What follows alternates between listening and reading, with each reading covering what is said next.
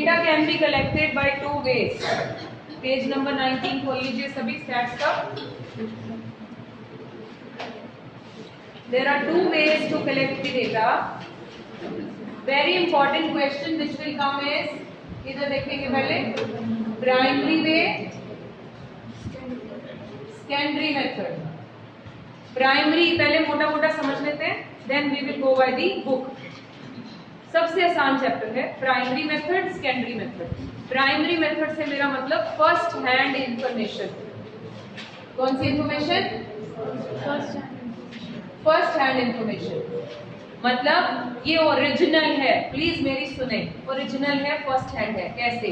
Supposedly मुझे एक project मिलता है स्कूल से, या आपको एक प्रोजेक्ट मिलता है स्कूल से, आपको स्लम एरियाज के लोगों पर कुछ रिसर्च करनी है। It's a project, may be on their education, on their income, may be something है। अब आप सबसे पहले क्या करेंगे? क्वेश्चनेयर बनाएंगे। Do you understand what is questionnaire? Page where you will pen down all the questions. वहां जाकर क्वेश्चन फॉर्म नहीं करेंगे, कि करेंगे वहां जाके बैठ के सोचेंगे तो क्या पूछना था, वो भैया एक मिनट सोचने दो, नहीं, हम घर से बना के लेके जाएंगे। That is called questionnaire. मैंने बना लिया, अब हम वहां जाकर उनसे क्वेश्चन पूछेंगे। ये जो हम वहां जाकर उनसे क्वेश्चन पूछेंगे, ये कौन सी इंफॉर्मेशन हुई? फर्स्ट हैंड या second hand? First hand. You going there and you are asking them, that is primary part of primary data. Although there are many ways of primary data, many ways of collecting that, so हम one by one करेंगे। One of those are going directly and meeting people. The second may be I am making a phone call and asking about something. Rather than going and meeting each and every person, I am making a phone call and asking the information. ये भी कर सकते हैं ना हम। ये भी जो information मैंने ली उसे क्या बोलते हैं? Primary, first hand. Now what is secondary, जो आप जनरली यूज करते हो? जैसे, हाँ ठीक है, ओके। जैसे प्रोजेक्ट पता चला तो आपने क्या किया? गूगल शुरू किया। घर आए बाद में पहले गूगल पे अपना प्रोजेक्ट का नाम लिखा और डेटा ले लिया। ये डेटा कौन सा है? सेकेंडरी से क्या मतलब हुआ? ये किसी ने अपने लिए निकाला था, फिर उसे गूगल पे अपलोड कर दिया। क्या गूगल की जितनी इंफॉर्मेशन आप उठाते हो एज इट इज अपने प्रोजेक्ट में डाल सकते हो? नहीं। इट इज समथिंग लाइक, एक और एग्जांपल देती हूँ अच्छी। आपको स्कूल टीचर ने बोला असेंबली में आपको एक स्पीच देनी है। सुनिए ध्यान से, असेंबली में बेटा एक स्पीच देनी है। वन वे खुद लिखनी होगी, दूसरी कॉपी मार लो वहीं से, है ना? जो खुद लिखी वो कौन सी? Primary. When you're writing yourself is what is primary. And what is the other way which you generally do it? क्या करते हो? घर आते ही गूगल किया। क्या जो एक स्पीच होती है एज इट इज उठा के कर देते हो? नहीं। अब पता क्या करते हो? इधर से कुछ लाइंस उठाई, कुछ लाइंस इधर से उठाई। क्यों? ऐसे क्यों नहीं बोल देते जाके? क्योंकि वो आपके प्रोजेक्ट या आपकी थीम से एग्जैक्ट मैच नहीं करते होते, वो खुद जनरल होते हैं। आप उनको अपने हिसाब से मैनिपुलेट करके अपने हिसाब से बना लेते हो। Am I clear to everybody? Are you sure? क्या बोला मैंने? जो सेकेंडरी डेटा है वो रेडी टू यूज होता है, नहीं होता? होता है, नहीं होता? नहीं होता। You need to make it useful according to your needs. Am I true? Okay, so it means this is of two types. Will go further into details of these two, starting with the first one, primary. Let's go by the book now. Pick up your book. Now, जो ऊपर का paragraph है, just leave that as it is. No need to read that even. Primary and secondary source of data. Number one, primary source. अभी सिर्फ read कर रहे हैं, mark नहीं कर रहे क्या लिखना है, right? Somebody read please. Read करो. You want to know about the quality of life of the people in your town. You may like to ascertain the quality of life in terms of per capita expenditure of different households in your town. You decide to collect the basic data yourself through statistical surveys. Underline through statistical survey. आपने decide किया कि you will go and you will survey them. Of course, with the help of investigators or field workers. While doing this exercise, you are relying on primary source of the data. Thus, primary source of data implies collection of data from its source of ये origin. Line underline करिए, ये लिखनी है आपने, primary source of data implies collection of data from its source of origin। क्या मतलब हुआ? जो एक्चुअली जो सोर्स था, जो स्लम एरिया पे आप करने वाले थे रिसर्च, आप एक्चुअली उस सोर्स के पास गए थे जहां से वो जेनरेट होता है। बात आई मेरी समझ? सो इसलिए उसे सोर्स ऑफ ओरिजिन बोल दिया, राइट। ये पूरा लिखना है इसको। अगली लाइन में, it offers you first hand quantitative information relating to your statistical study, that's it. आगे रीड करने की भी जरूरत नहीं है, ठीक है। मूविंग फर्दर, नेक्स्ट कौन रीड करेगा? आप करोगे? Do that please. Secondary source. Secondary source of collection of data implies obtaining the relevant statistical information from an agency or an institution which is already in possession of that information. First line you need to write. To continue with the previous example, data relating to the quality of life of the people of your town may have already been collected by the state government. You can simply approach the concerned government department and request for the desired information. बस, that is it. अगली line भी कर लो साथ में। This will be a secondary source of data for you. क्या मतलब? आपको supposedly कुछ अनएम्प्लॉयमेंट लोगों पर, अनएम्प्लॉयड लोगों पर रिसर्च करना है। वन में जितने कॉलोनी में लोग हैं उन्हें मिले, उनसे पूछे कितने अनएम्प्लॉयड हैं। The second way, employment exchange में जाओ। गवर्नमेंट की एक्सचेंज होती है बच्चों, पता है आपको? गवर्नमेंट एक्सचेंज में लोग अपना नाम रजिस्टर कराते हैं कि भाई हमें प्लीज जॉब दे दीजिए, तो वहां पर नाम लिखे होते हैं ऑलरेडी कितने एम्प्लॉयड और अनएम्प्लॉयड है, तो आप वहां जाइए, वहां से ले लीजिए। अगर आप वहां से लेते हैं तो कौन सा सोर्स ऑफ डेटा हुआ? Primary, secondary? सेकेंडरी। अगर आप खुद जाकर लोगों से पूछते हैं तो कौन सा हुआ? समझ में आ गया? ओके। अब आ गए नीचे वाले पैराग्राफ पे सीधा, primary and secondary data which is important. Okay बेटा, नाउ इसका मीनिंग लेते हैं हम। बस मैं आपको बता देती हूँ, जो रेड वर्ड्स में लिखे हैं दैट इज द मीनिंग। किसने दिया? According to vessel. मिल गया बेटे सभी को?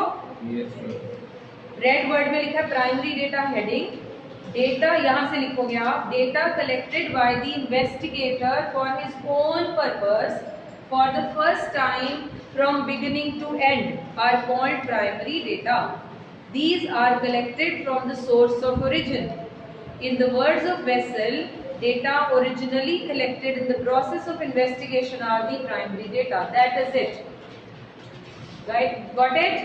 Right. Secondary नीचे आ जाइए। Secondary data are those by M.M. Blair. M.M. Blair has given the definition. Secondary data are those which are already in existence and which have been collected for some other purpose than the answering of this question in mind. क्या मतलब हुआ? वो किसी और purpose के लिए उन्होंने collect किया था, बट हमने उसे अपने हिसाब से मॉडिफाई करके अपने लिए यूज किया। यू रिमेम्बर हमने जब स्पीच लिखनी थी, मैंने बोला तो आपने उसको, उन्होंने पता नहीं किस पर्पस के लिए कलेक्ट की थी, पर आपने उसको अपने हिसाब से मॉडिफाई कर लिया। आपको समझ आ रहा है क्या बोल रहे हैं हम? ओके। वेसल फिर छोड़ दो। These data are therefore called, vessel का लाइन काट दो। These data are therefore called second hand data. Obviously, since these data have already been collected by somebody, these are available in the form of published or unpublished reports. ये हम आगे जाके पढ़ेंगे कौन सी होती हैं। अभी सिर्फ मीनिंग पता चल गया सबको? आपकी बुक में मिला? नहीं मिला? आपको एक क्वेश्चन मिलेगा, इस पे ढूंढो अब जो अगले वाला है। प्राइमरी एंड सेकेंडरी का डिफरेंस देखो है, बस वो बोलो। ठीक हो गया? और एक्चुअली आंसर यही, फर्स्ट क्वेश्चन जो इंपॉर्टेंट इसका आएगा वो यही है जी, आप भी लिख लीजिए, very important. Principal difference between primary and secondary. अगर पेपर में डिफरेंस आएगा, आप ऐसे नहीं लिखेंगे जैसे इसमें लिखा है, आप कैसे लिखेंगे? टेबुलर फॉर्म में। टेबुलर समझते हैं सभी लोग? बीच में लाइन लगा, right? Okay. Number 1, difference in originality. सिर्फ कॉमन सेंस लगाओ यहाँ पर। ओरिजिनल कौन सा है दोनों में से?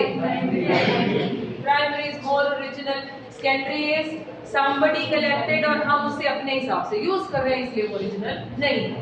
Let's read. Primary data are original because these are collected by the investigator from the source of origin. Against this, पहले मतलब ये लाइन प्राइमरी की खाने पे लिख दी, सेकेंडरी में कौन से लिखेंगे? The other one. Secondary data are already in existence and they are not original. ठीक है? Okay. The other one, difference in the suitability of objective. क्या मतलब हुआ? इन दोनों में से कौन सा आपके ऑब्जेक्टिव के लिए ज्यादा सूटेबल है? सेकेंडरी या primary?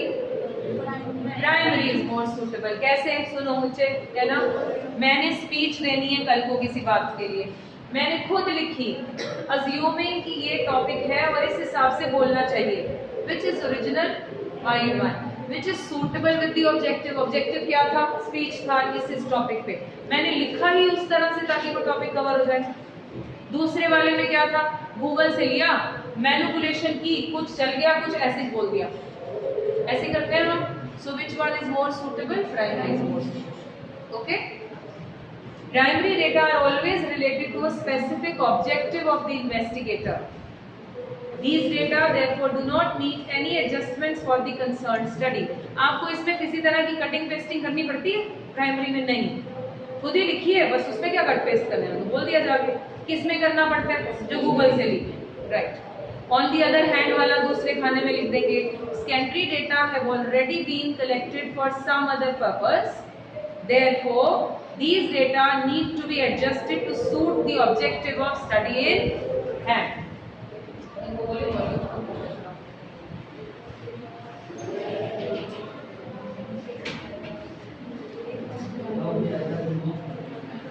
Difference in cost of collection.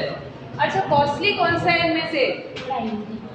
Costly कौन सा है? हेलो पीछे वालों, प्राइमरी कॉस्टली है. वो कैसे? आपको जाना पड़ेगा, आपका टाइम लगेगा. It is costly in efficiency, in time, है ना. आपकी एनर्जी वेस्ट होगी ना, लेकिन घर में जाके पूछेंगे तो it is costly. Primary data are costly in terms of money, time and efforts. Underline कर लो, टाइम, मनी एंड एफर्ट्स तीनों involved than the secondary. This is because primary data are collected for the first time from the source of origin. Secondary में लिखोगे it is simply collected from the published or unpublished reports. Accordingly, these are much less expensive. कोई problem है किसी को? Which is more original? Primary. Suitability किसकी है? Primary. और costly कौन? Primary. Primary. चलो. How basic? बस बाकी पैराग्राफ छोड़ दिया हमने. How basic data is collected? पहुंच गए जी. बेसिक डेटा कौन सा बच्चों? प्राइमरी का दूसरा नाम बेसिक डेटा. कैसे कलेक्ट होगा? देयर आर फॉलोइंग मेथड जो नीचे लिखे हैं. Let's start with the first one. कौन सा हेडिंग है? Direct personal investigation. ओके. अब ये वही है जिसकी मैंने एग्जांपल दी थी. आपने क्वेश्चनेयर बनाया, आप लोगों के घर पहुंच गए. डायरेक्टली पर्सनली मिलकर इन्वेस्टिगेट करते हैं. Go by the name. Right? You're going yourself and meeting people. कैसे है? The direct personal investigation is the method by which data are personally collected by the investigator from the informant. In other words, ये सारा लिखना है आपने. The investigator establishes direct relation with the person from whom the information is to be obtained. The success of this method, however, requires क्या चाहिए इसके लिए? कि डेटा अच्छा हो. क्या चाहिए इसके लिए? कुछ qualities. Efficiency, diligent, impartial, tolerant, ये सब होना चाहिए. अनबायस्डनेस, ये सब आना चाहिए बंदे में, होना चाहिए. ठीक है जी. ओके. आपको मिला बच्चों, तुम्हारी बुक में है डायरेक्ट पर्सनल है. मेरे को हाँ ये भी मिला. ठीक है. इसमें आप कैसे करोगे? ये भी नहीं आता. Under this method investigation collection data direct personal. आपने तो इसमें नोट्स के द्वारा क्या पढ़ा? ठीक है. मीनिंग में भी उसके बाद पेरेंट्स की नोट्स सारे बोलने वाले आपके पास सारे हैं. ओके. अब सारा मैच होगा, डोंट वरी. हाँ जी, आगे. अब हर मेथड के, सुनिए प्लीज, हर मेथड के नीचे 3 सेपरेट हेडिंग्स होंगे. 1 सूटेबिलिटी, सेकंड उसके मेरिट्स एंड थर्ड उसके demerits. What is the difference between suitability and merit demerit? Merits मतलब उसके advantage, merits to advantages, demerits मतलब वो हम कहाँ पे यूज कर सकते हैं? सूटेबिलिटी कहाँ यूज कर सकते हैं? अब मुझे बताइए, पहले छोटी छोटी हम जनरल डिस्कशन करते हैं, फिर नोट्स में मिल जाएगा उसका आंसर। सूटेबल प्राइमरी में भी ये डेटा जिसमें आपको खुद मिलना है लोगों को, क्या ये बहुत बड़े एरिया के लिए सूटेबल है? स्मॉल के लिए सूटेबल है, ठीक है। और किसके लिए सूटेबल है? जहाँ कॉस्ट ज्यादा लगती हो कम लगती हो? कोर्स कम लगे, थोड़े से लोग हो तो चल जाएगा, ज्यादा लोग हुए तो नहीं काम बनेगा, है ना। Let's go by this. क्या लिखा है? Number 1, this method is suitable particularly when the field of investigation is underline कर लो, limited not very large, keywords को underline कर लो, ये करने सारे हैं बेटा। अच्छा, ये कहाँ suitable है? जहाँ आपको डेटा ओरिजिनल चाहिए या नहीं चाहिए? Of course, जहाँ आपको ओरिजिनलिटी मेंटेन करनी, वहाँ कौन सा लगाओगे? ये वाला। So degree of, greater degree of originality, underline करो keyword greater degree of originality. Information is to be kept secret. आप जब लोगों से मिले, सपोजिंगली आप वहां जाकर मिल रहे हैं और लोगों से कह रहे हैं सर आपकी इनकम कितनी है, हम इनकम का एनालिसिस लगा रहे हैं, will people tell their income? बड़ी आराम से बता देते लोग? नहीं। इनकम और एज, ये दो चीजें हम जरा मुश्किल से बुलवा सकते हैं। सो बच्चों से पूछो तो बता देते हैं, तो हमारी एज पे पूछो तो हम नहीं बताते, है ना। सो इनकम ऑल्सो, अगर आप किसी से इनकम पूछे, they will not tell you the exact number. फिर आपको उनको बताना पड़ेगा सर मैं स्टूडेंट हूँ, I will keep everything secret with me, only then this is available. Is it clear? So to keep secret. Accuracy of data is a great significance. What do we mean by accuracy? कितना correct है?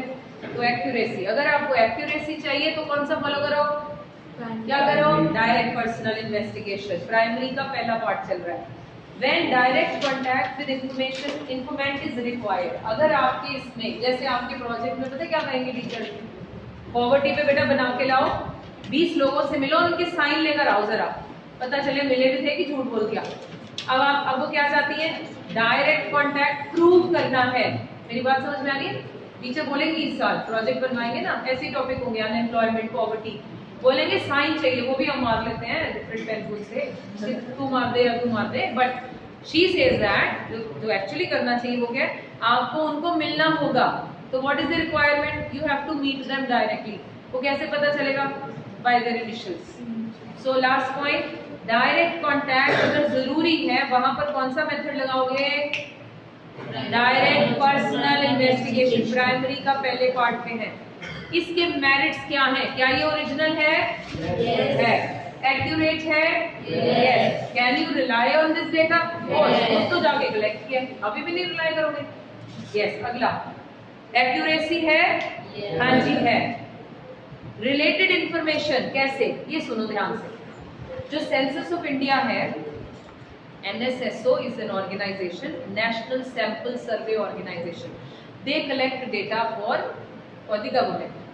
Census हर 10 साल में collect किया जाता है। What is census? Count of population, लोगों को गिनना। तो पहले जब होता था, बहुत सालों पहले जब होता था, तो वो आकर हमारे घर से सिर्फ हमारे नंबर ऑफ लोग पूछते थे, number of people residing in the house. मेरा सुनो, number of people in the house पूछते थे, बस दैट इज इट। तो हम भी बता देते थे बस इतने। फिर धीरे धीरे क्वेश्चंस के लेंथ, क्वेश्चन के नंबर्स बढ़ते गए। पहले 5 क्वेश्चंस होते थे सिर्फ, अब फिर कितने हो गए? 20 हो गए। अब आपको पता है जब वो घर आते हैं तो they ask many questions, more than 20। क्यों? क्योंकि गवर्नमेंट रियलाइज करती है जब घर जाना ही है, इतना पैसा लगता है। पैसा लगता होगा, कंट्री के एक एक बंदे से मिलना है। वो जो टीचर्स ड्यूटी पे होते हैं, government employees, they charge money for that from government. पैसा लगता है। तो गवर्नमेंट सोचती है जब ये जा ही रहे हैं, पैसा लगाना ही है, why not to ask two more questions. इससे रिलेटेड भी बात पूछाओ। अच्छा, घर में गर्ल चाइल्ड है, पढ़ने जाती है स्कूल, इससे क्या एनालिसिस होगा कि कंट्री में गर्ल चाइल्ड को प्रेफरेंस भेजने की है स्कूल में या नहीं है। अच्छा, घर में हैंडीकैप है, पूछते हैं ये सवाल। अब हैंडीकैप है तो क्या वो वर्किंग है? फिर क्या पता चलेगा? कितने डिसेबल्ड लोग हैं जो या तो स्कूल नहीं जाते या काम नहीं करते। हमारी इतनी मेजर पॉपुलेशन घर पे बैठी आइडल, फिर पूछते हैं आप हाउसवाइफ है फीमेल्स को, कितनी फीमेल्स वर्किंग है, एजुकेटेड वर्किंग है और नहीं है।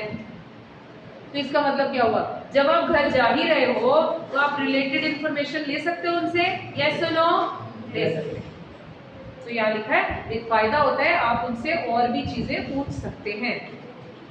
यूनिफॉर्मिटी, हाँ बेटा 3 से 4 पॉइंट्स याद करने हैं बस, क्योंकि अगर पेपर में आते हैं तो बोलेंगे discuss the merits and demerits दोनों, maximum 6 marks 3 each.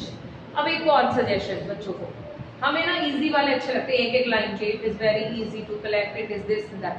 11th 12th के बच्चों को सजेशन है थोड़े अच्छे हेल्दी पॉइंट्स लें, even if you club 2 points that's very nice, अगर आप अच्छे मार्क्स स्कोर करना चाहते हैं। मेरा पॉइंट क्लियर हो गया, राइट। यूनिफॉर्मिटी क्या होती है, एक जैसा, सेम। जब क्वेश्चन है सेम बनाया तो क्वेश्चन भी सेम पूछे, आंसर लिखे, आपने पंच करना आसान हो गया, uniformity. Last is elastic. What is elastic? Elastic पजामे का इलास्टिक क्या होता है, फ्लेक्सिबल। सच्ची में वही बोला है, फ्लेक्सिबल। आप फ्लेक्सिबल हो जब उनके घर पे बैठे हो, है ना, आप कुछ सवाल पूछ रहे थे, कई जगह आप हेजिटेट कर गए तो आपने सवाल का टोन चेंज कर दिया, मे बी क्वेश्चन चेंज कर दिया। मेरा बात ही समझ, क्यों? क्योंकि you become elastic when you go yourself and ask the question.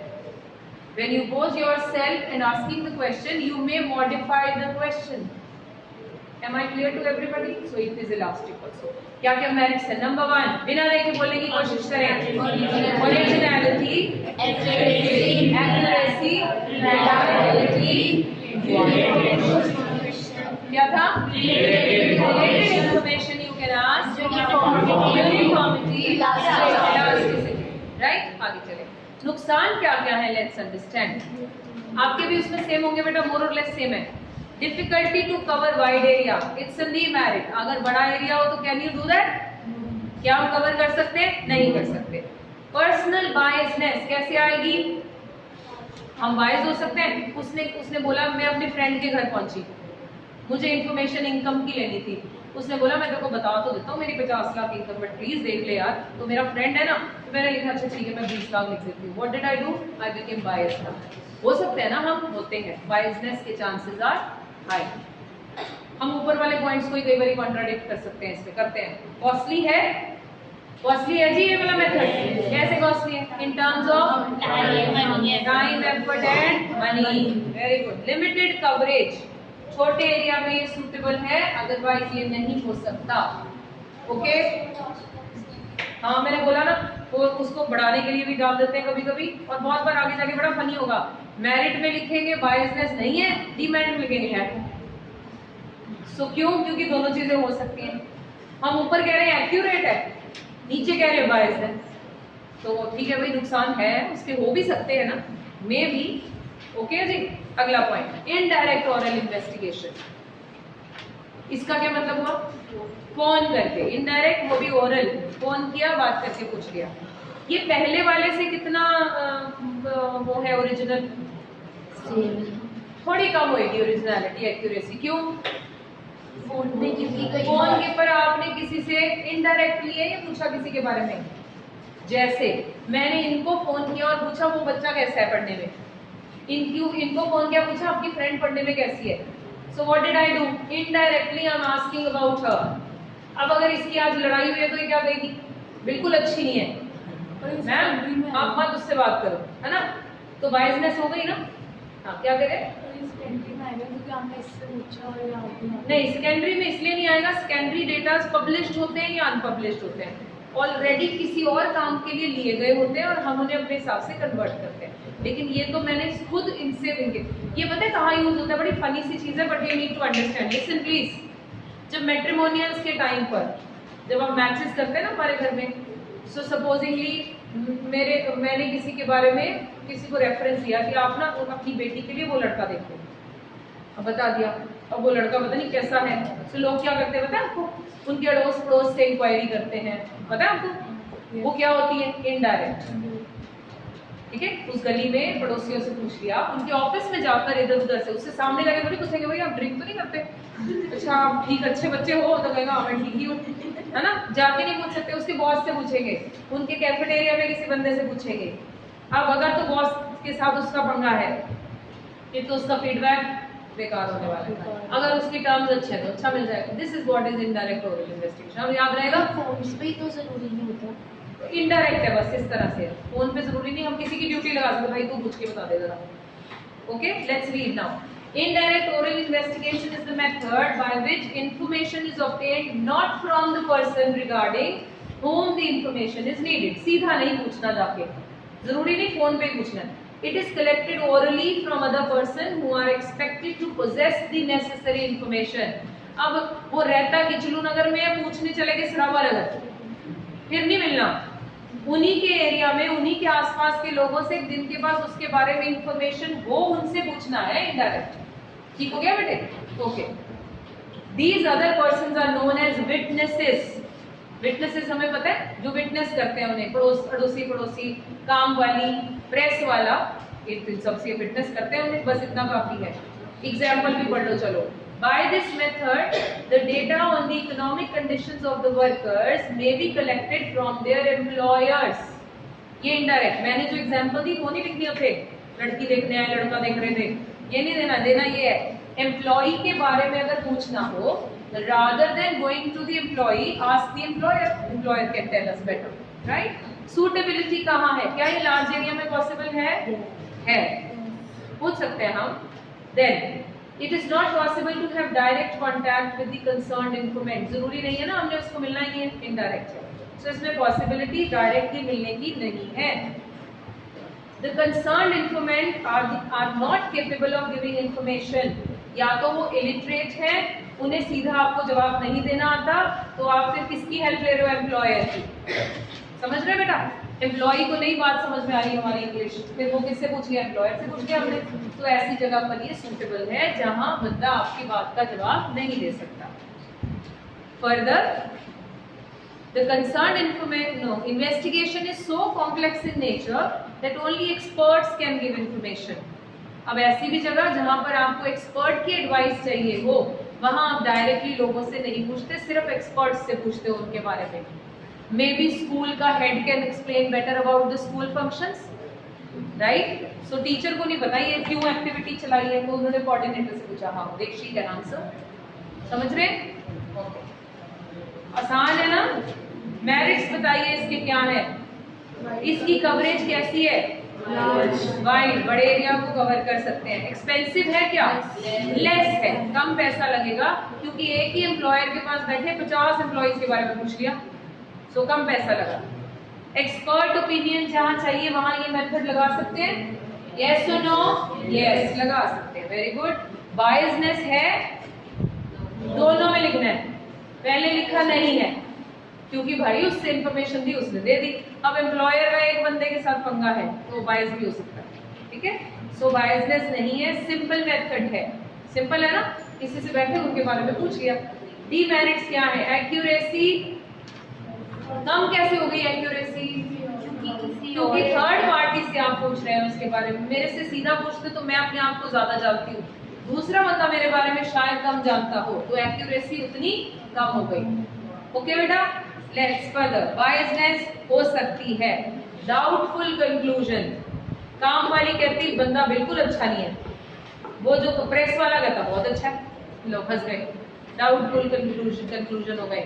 सो क्योंकि सबके अपने अपने व्यू पॉइंट्स हैं, एक्यूरेसी कम है, इसलिए this may lead to doubtful conclusion. मेरा पॉइंट आ गया सबको समझ? Are you sure? Sure? Okay, let's move further. अब अगला क्वेश्चन लिख दो इम्पोर्टेंट, इन दोनों का डिफरेंस पेपर में आ सकता है। किसका डिफरेंस? डायरेक्ट पर्सनल इन्वेस्टिगेशन, दूसरा पर्सनल इन्वेस्टिगेशन, राइट। ये दोनों किसके पार्ट है? प्राइमरी की सेकेंडरी? प्राइमरी। इन दोनों में मेजर डिफरेंस लिखने हो तो सुनो, पढ़ने की जरूरत ही नहीं है। किस बेसिस पे लिख दो? सूटेबिलिटी पे लिख दो, मेरिट्स, डीमेरिट्स पे लिख दो। सबसे पहले कौन सा ज्यादा एक्यूरेट और ओरिजिनल है? डायरेक्ट पर्सनल ज्यादा ओरिजिनल और एक्यूरेट है। किसमें बायसनेस के चांसेस ज्यादा हैं? इनडायरेक्ट में ज्यादा है, ठीक है ना, इनडायरेक्ट में ज्यादा है ना, उसमें लिखा है। कॉस्टली कौन सा है दोनों में? डायरेक्ट पर्सनल ज्यादा कॉस्टली है, समझ रहे? सो इस तरह के पॉइंट्स आप डाउटफुल कंक्लूजन किस में आ सकते हैं?